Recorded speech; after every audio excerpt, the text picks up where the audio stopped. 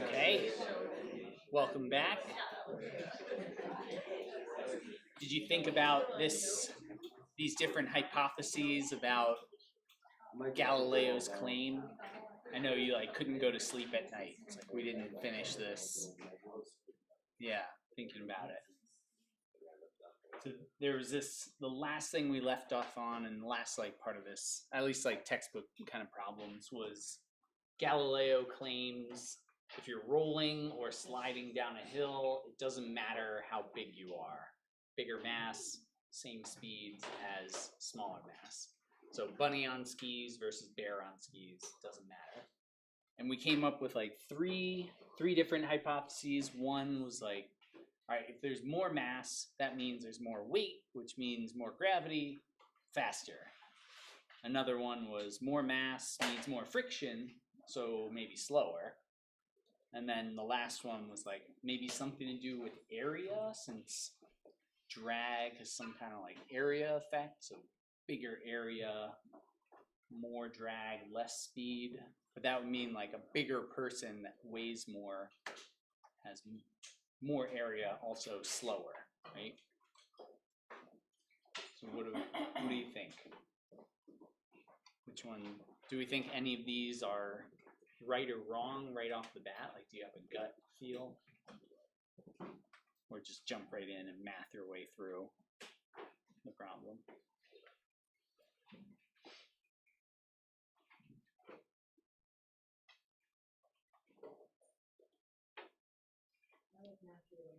Math your way through? Yeah. Classic engineer. It's I don't have an answer, but I do have a lot of equations, and I have Excel.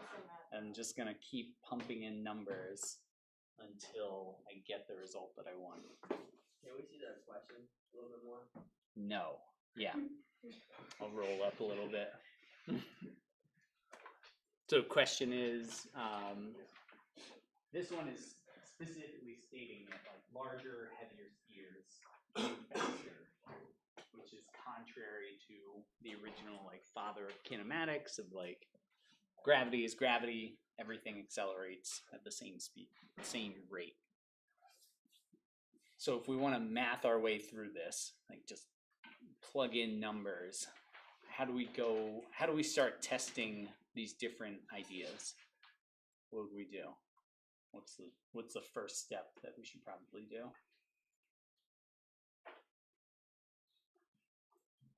Yeah. Could we subtract the force of friction from the whole thing so that we can prove that friction isn't really do? Because it'll be bigger, but also the other force will be bigger. Okay. So it shouldn't really have as big of an effect. But what's the governing equation? We can subtract it, yeah, but what equation do we plug it into? Force equals MA. F equals MA, yeah. Yeah, F equals MA.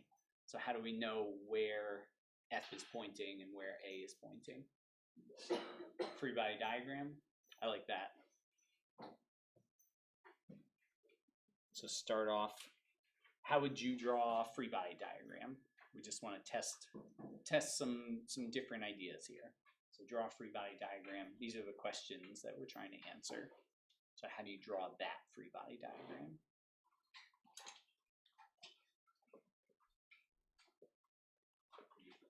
I'll let you try it first before I just jump in and show you my approach.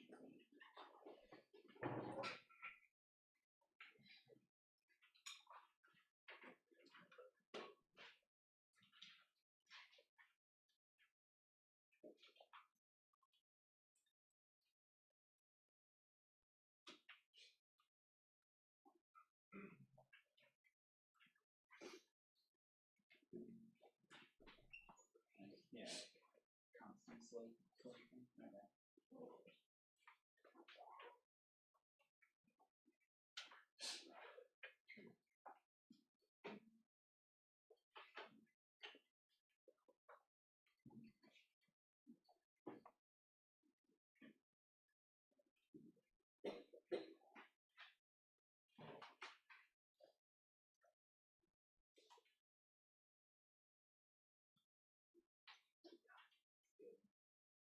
Particle tension.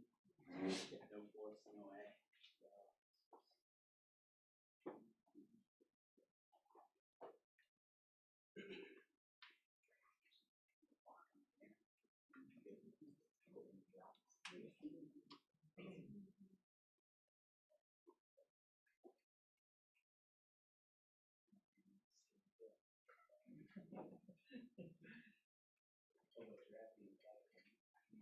I guess it's not very similar to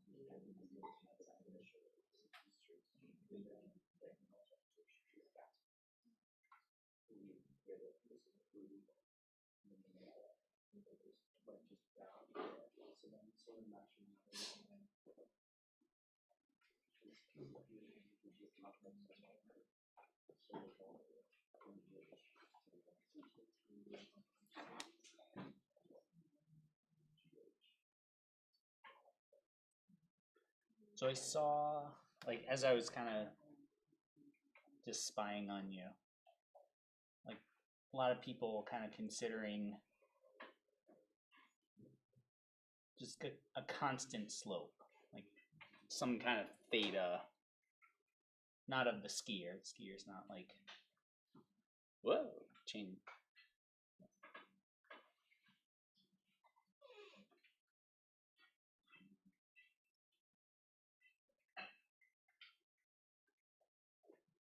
These are the important things.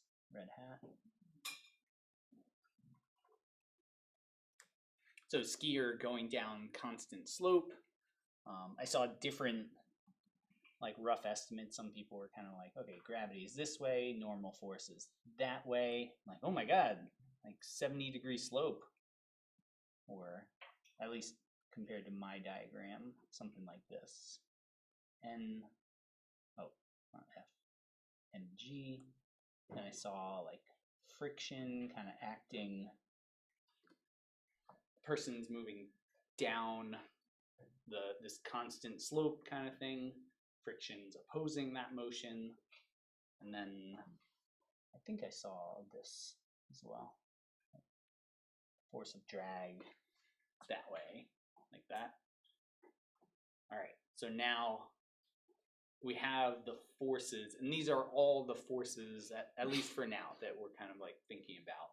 Friction, drag, normal force, like something that prevents a person from falling through the mountain, and then gravity acting straight down.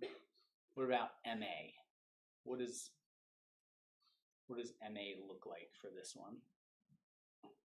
Because the sum of this is our left-hand side. This is our free body diagram.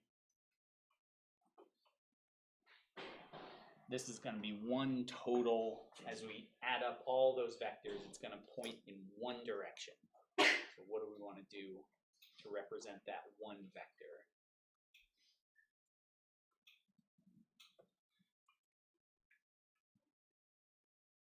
what is that one? What's the right hand side? F equals MA. What does that one look like?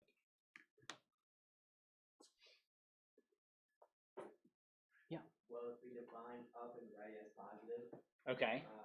so the normal force would be positive, so we add that, and then everything else needs to be subtracted from it. Normal force. So let me see if I understand. Are you saying that this would be like MAY? So like normal force and y direction are in the same direction, or a different orientation?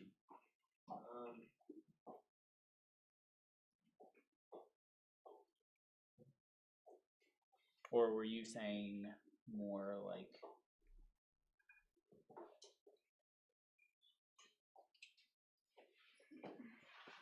vertical y, like straight up and down? For the normal force, yeah. Okay, so there's like, there could be up down y force and there could be left right force. What do you think? Sound good? That's good. Okay, we can try it.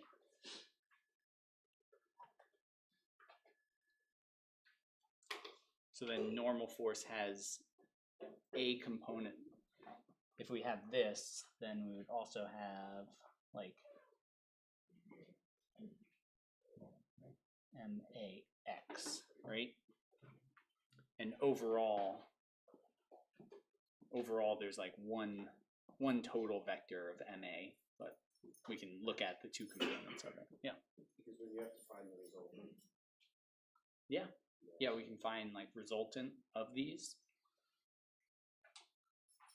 So I would have MAY is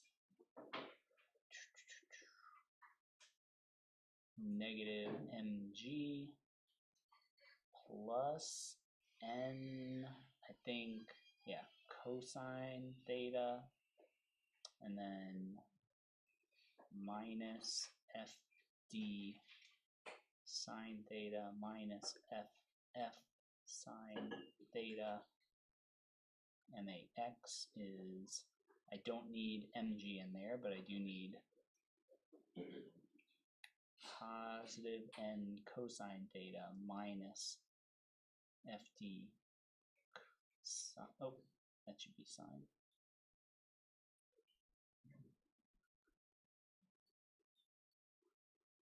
Kind of like that. So I've got two components of acceleration. What do we think?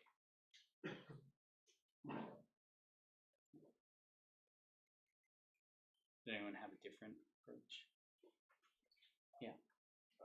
Instead of MX and MAY, where the FD and the force of friction are in the direction of MAX, and Okay. like the direction N is would be MAY. Yeah, so as an engineer, you can choose, again, like we talked about, kind of rotate, like coordinate systems and these kind of things. We can choose whatever we want. And again, like if you're just trying to map your way through it, you will get to an answer. Like if you choose, and like numerical methods, kind of like if you're doing a computer simulation, it's just block it all out into X and Y, and that kind of makes sense. But if you're trying to make your life like a little bit less, do a little less trig, it's not a lot less, but it's a decent amount. I could take this one, rotate it back so that MAX is parallel to FD and force of friction. So now that normal force is normal to motion. So it's no longer, it's not directly affecting like my coordinate system of like A. So now in this new coordinate system, I would have, well, let's leave this. I'll just cross out in red, right?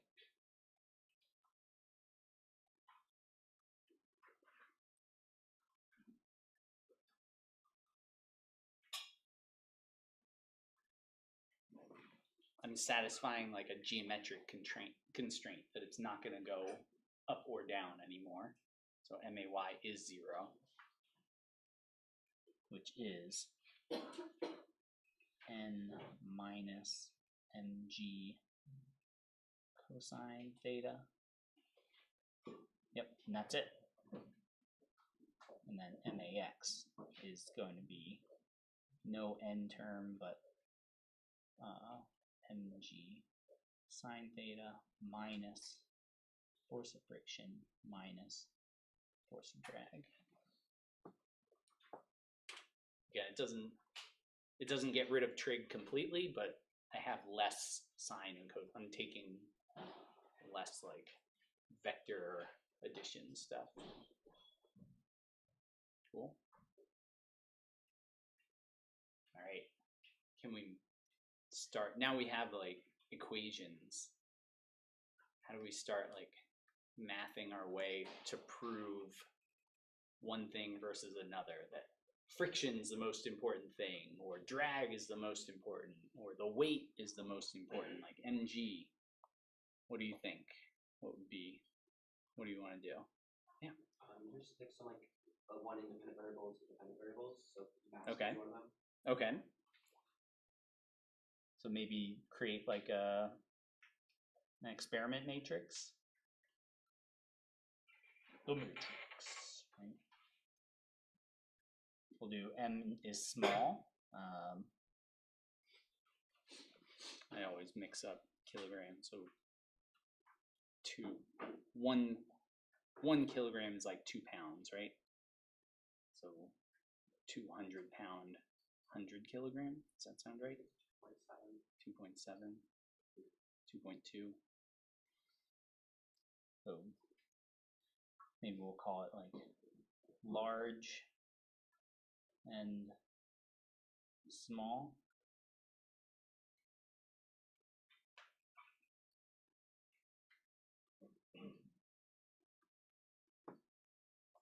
Something like that. Like 50 versus 100. Is acceleration bigger or smaller? Yep.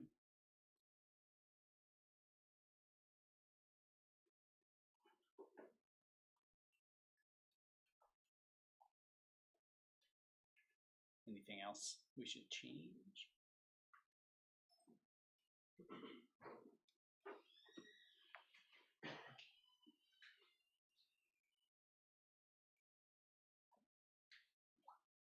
I guess we could plug in values for friction, right? Friction and drag. So what are those? What is our friction? How much friction is there?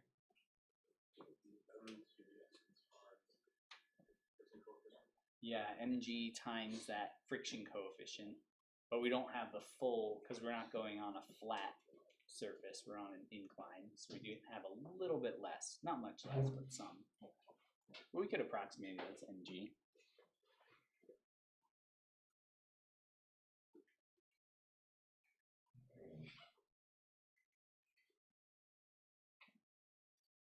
We could say mu mg.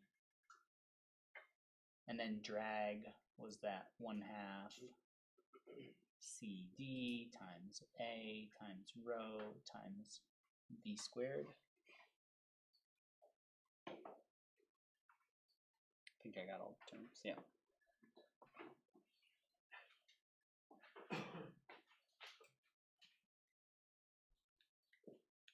Yeah. When we solve for acceleration, you divide by the mass on both sides. Get rid of mass, okay. Yeah, you get rid of it on that side, and then the force of friction and force of drag are going to be greater with the smaller number. So AX equals G sine theta minus mu G minus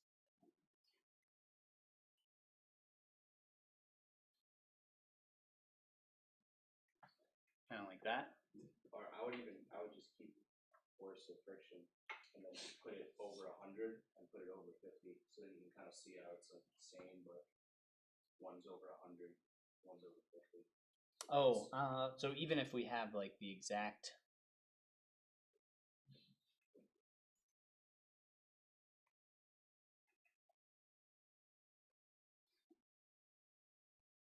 Like, Yeah, I guess it doesn't really make a difference. It's the same thing.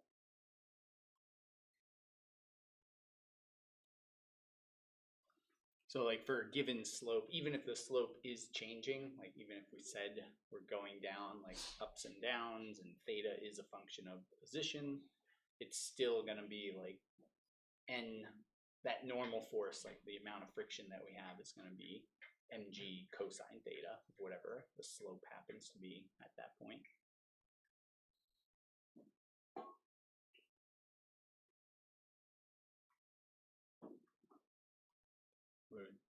Do we have enough to say something concrete now?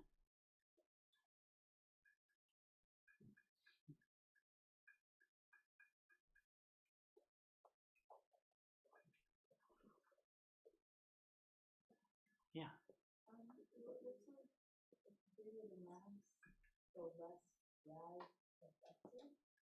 Yeah, bigger mass, less drag, right? Yeah. At least like the effect of drag is smaller. Yeah. Okay.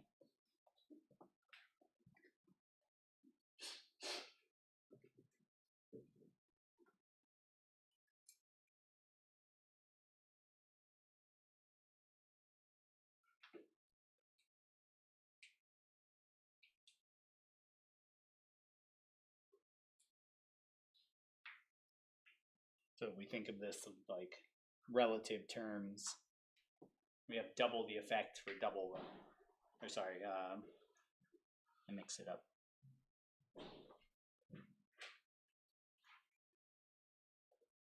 Like for a 50 kilogram person of the same area, of the same drag coefficient, double the effect for that same amount of drag, same like force of drag due to area, density, drag coefficient.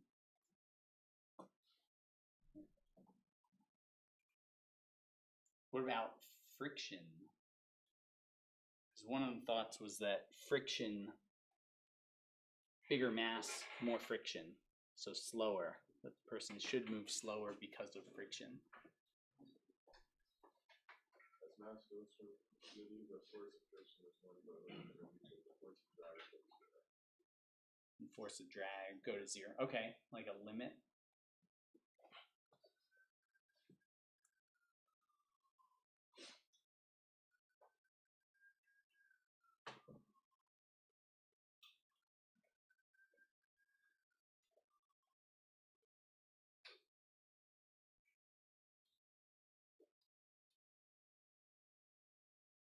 So if m is infinity, then the only thing we have is ax is g sine theta mu g cosine theta.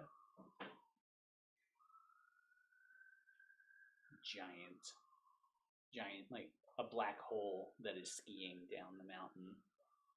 Newtonian physics breaks down whenever you reach like the size of black holes, but it's all right. We could say that it's just like a jet on skis, you know, like just something like super heavy and dense, or a train going down the track. So does it matter if it's like, is ax gonna change, like this infinite mass or like really large mass? Is it gonna change how fast we accelerate? No.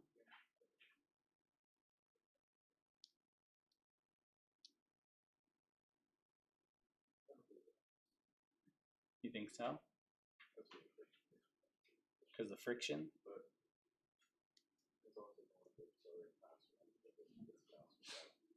Yeah. What do you think? Actually, no, it's not going to change the rate of it. Not gonna change. Okay. Lambda's a constant. Yeah, this number u, again, there's other problems that come up when you have infinite mass going down slope, like crushing slope, but we're ignoring that. If it's an uncrushable slope, it's a smooth thing, slide.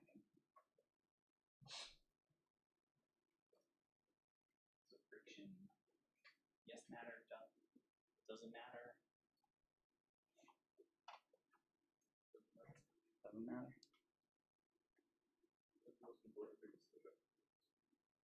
The angle. Yep. Are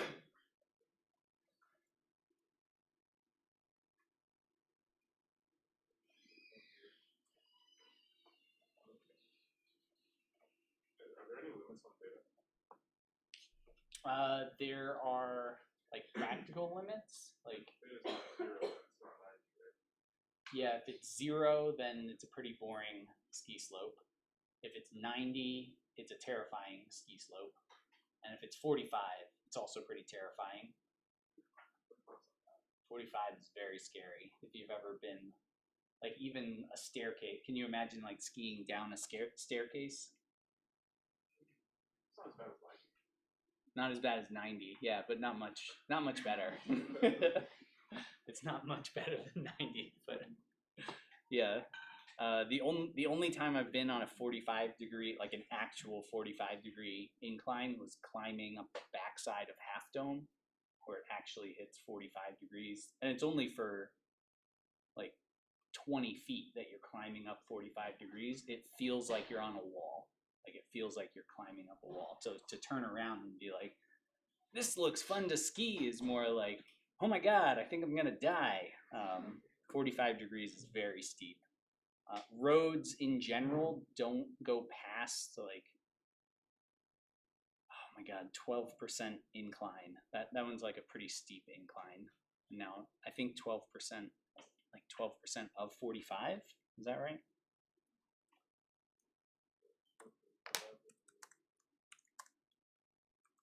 It's about 6 degrees. Approximately.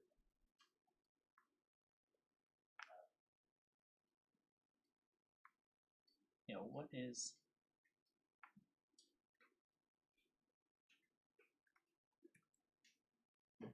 everything's bike related because it knows that I ride my bike all the time. Elevation grade calculator.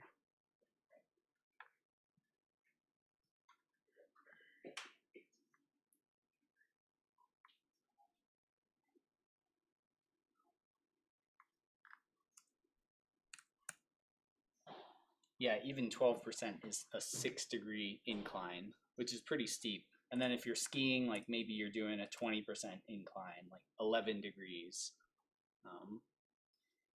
100% incline is 45 degrees. Which, like, I don't think there's any. That I think if you're hitting like a 45 degree, you're like about to do a ski jump and getting as much velocity as possible. 45, again, like 45 is pretty scary steep. So it's less than 45 degrees, less than pi over 4.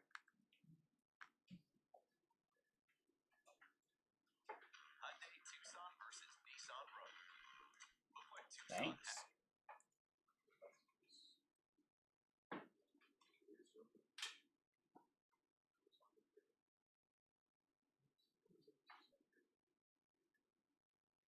So we could call it like pi over 6 is less than that.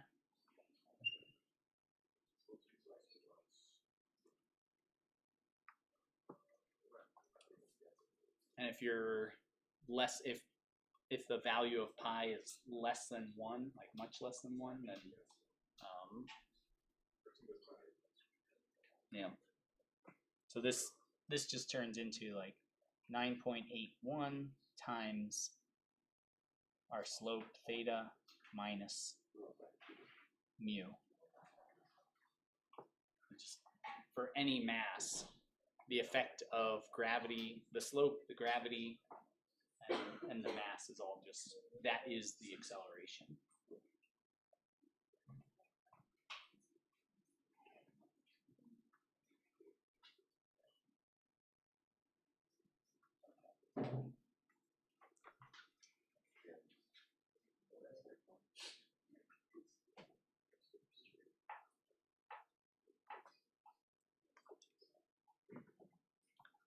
How fast can you go if the drag,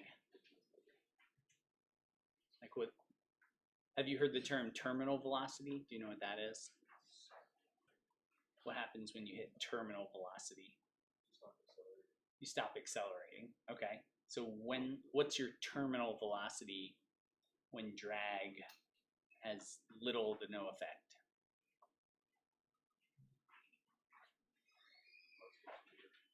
What? Much greater. Yep.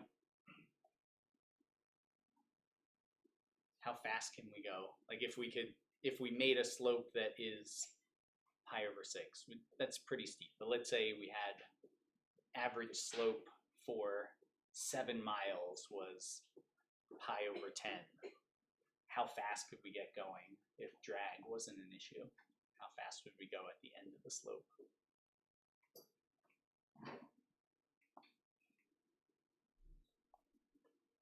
Or 20 miles or 30 miles, how fast can we go?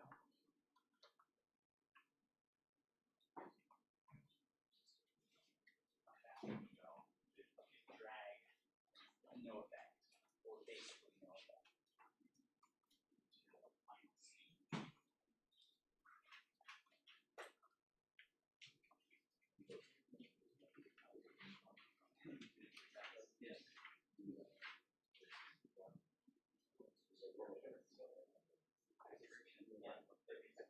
Isn't there a method?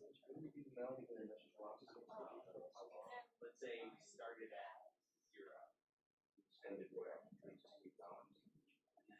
You can always go another few seconds. You can just keep adding more seconds.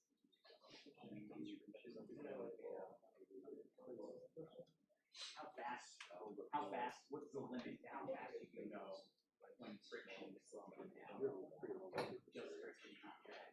How fast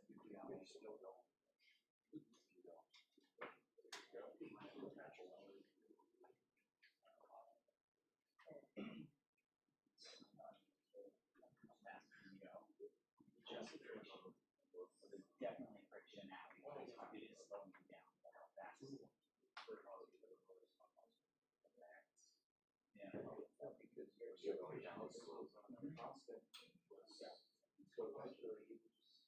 You can always go a little further.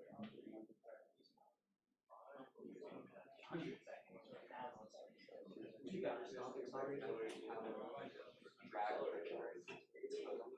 Here there's definitely friction on this, but there's no, we're saying drag is basically not super dense, pretty small.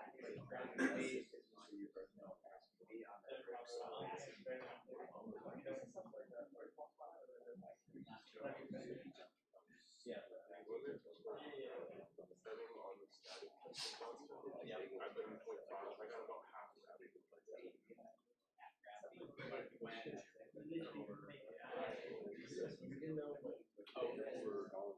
Yeah, but what's how fast can you go?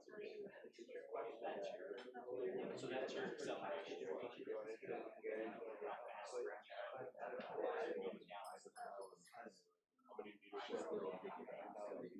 The way you think of it is saying that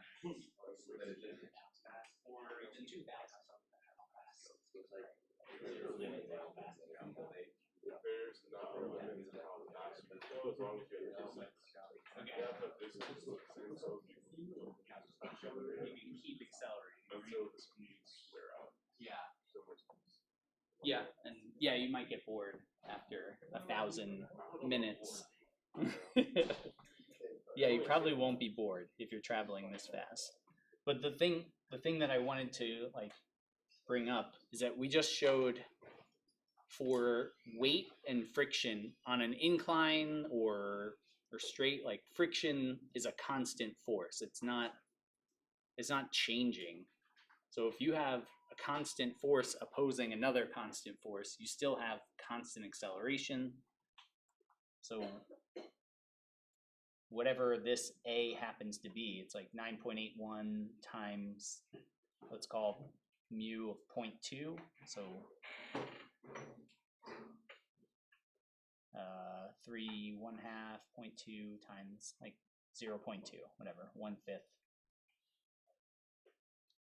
We're gonna start off V at time 0. We're not moving that fast, but the longer we're going on this slope, the faster we go, and there's nothing that's going to slow you down. So friction on its own has no like long-term effect. It's just, it slows you down compared to no friction, but it's not changing the fact that it's a constant acceleration.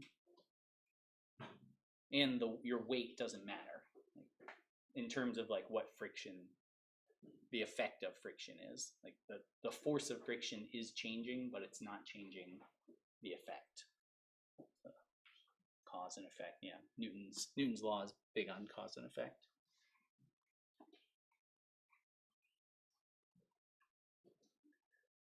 Versus how fast can we go when we say AX equals, and we'll lump those two together again. 9.81 times 1/5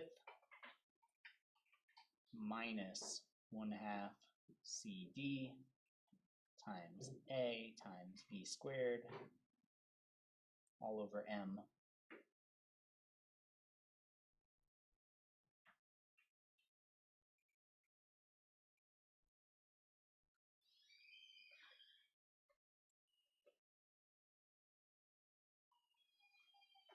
So when AX is 0, how fast can we go? Like, what's the limit on how fast we can go? But Professor Cooper, we don't know what the coefficient of drag is and what an area of a person is, and like, and sorry? Oh, but you're already going. Like when you hit terminal velocity, you've already started going and you're hitting like your max speed. So we're trying to figure out what's our max speed going down this hill. That's the goal here. But some of you are like, you didn't give us enough information. Like, what's coefficient of drag? That sounds made up. It's like, it's not made up. It's a totally measurable thing that we throw skiers into wind tunnels and we measure their coefficient of drag. And then we put it on Wikipedia and we say that a streamline body is 0.04 versus this whole table full of random stuff like a bullet, a skier, wires and cable, adult human, ski jumper. So our coefficient of drag, we could call it 1 because we're talking about skiers.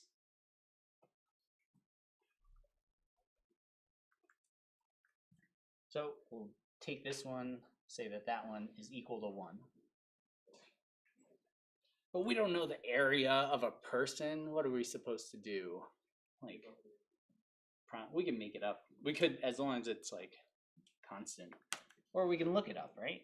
We're engineers, we know how to look stuff up. What area do I want? Do I want like surface area of a human? Frontal area. Frontal. Yeah, so it's like, drag is kind of weird because if you turn sideways, you change the force of drag because you've reduced how much area the wind is seeing. So even if you're like really long, it's that front, like what is the wind actually coming and going around? So cross-sectional area of human. Oh, and now there's AI. Boy, that's really unhelpful. Thank you. Bifurcated human, cross-sectional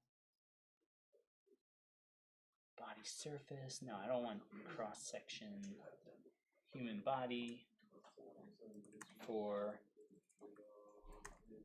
drag.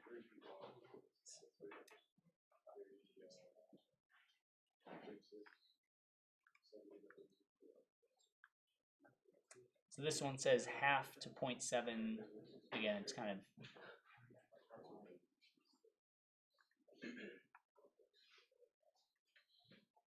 drag forces on a human body.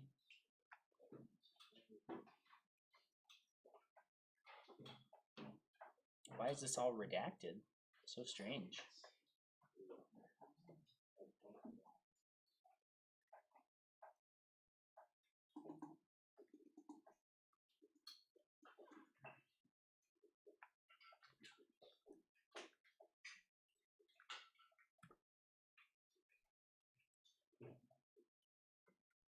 Oh my god, I just want to get back to my search.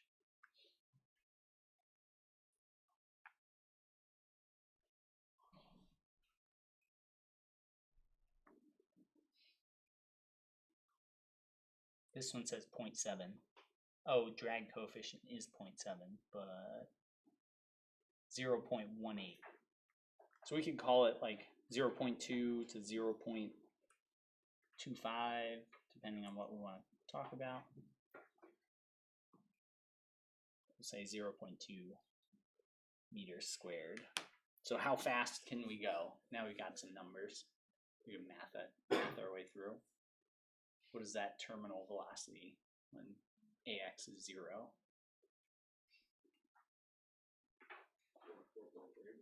44? 44? If it's infinite, then we come back to the fact that AX is constant. So, so we would end up with no limit. Like we have a parabola, looking for the max of a parabola that's convex. No, convex. What am I thinking of? Smiley. Curvature. So originally we had some ideas of like compare 100 versus 50 kilogram skiers. So we could look at those two. But we got one number of 44 meters per second.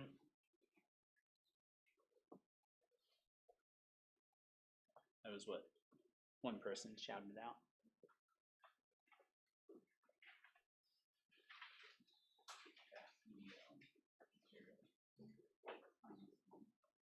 That's if they're 100 kg, right? That was 100? Yeah. 44? Okay.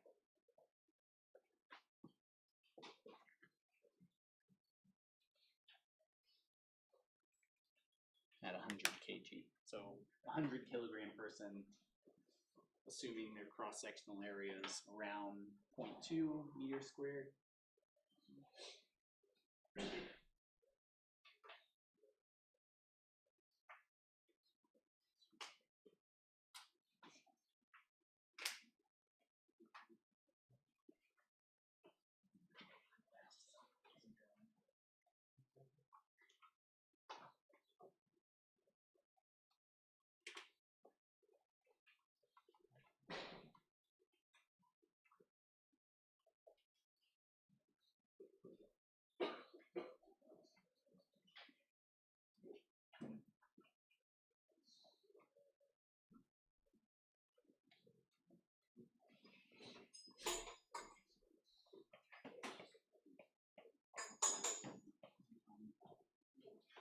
No, just no.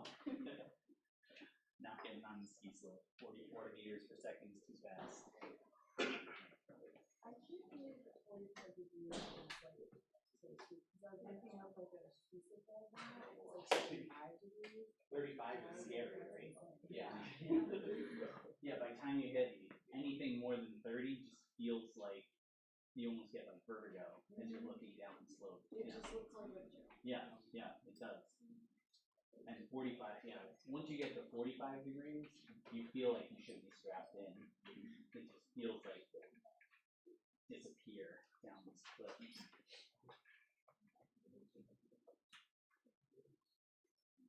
How fast are you going? 50.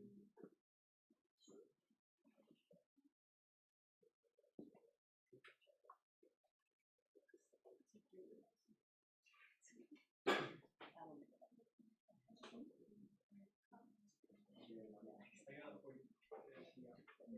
44 at 100. Well, I got 43.81. 43, 44, 43. Okay, yeah. Did anyone try smaller? Smaller mass? Yeah. I got for 50, I got 31.3. So 31. Same thing. So we have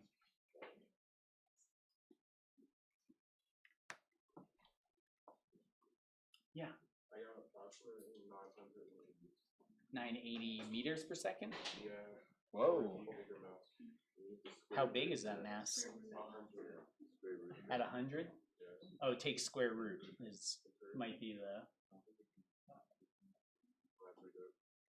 Well, I think you can just take square root of that final number that you got.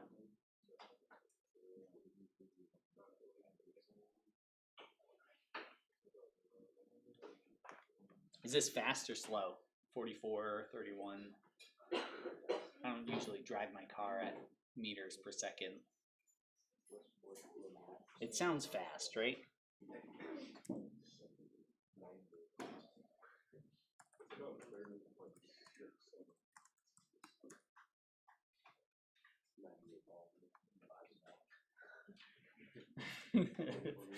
$98 miles an hour, yeah. 98. That's pretty fast. No? Oh, it's not that fast? This seems deadly scary to me. I'm usually not skiing at terminal velocity, but this seems very scary to me versus like 1/3 of that. 32 is still 70 miles an hour. So you'll reach it, the heavier you are, you'll reach that speed faster, but cool. And that wraps up homework 1. We showed that bigger mass, that the big determining factor is drag with that, because it's drag divided by mass. That's the big change. That's our big change there. And we got some numbers to back it up, all sorts of good stuff.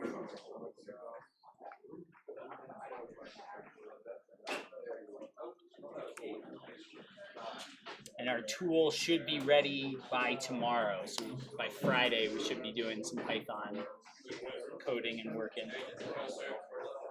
Thank you.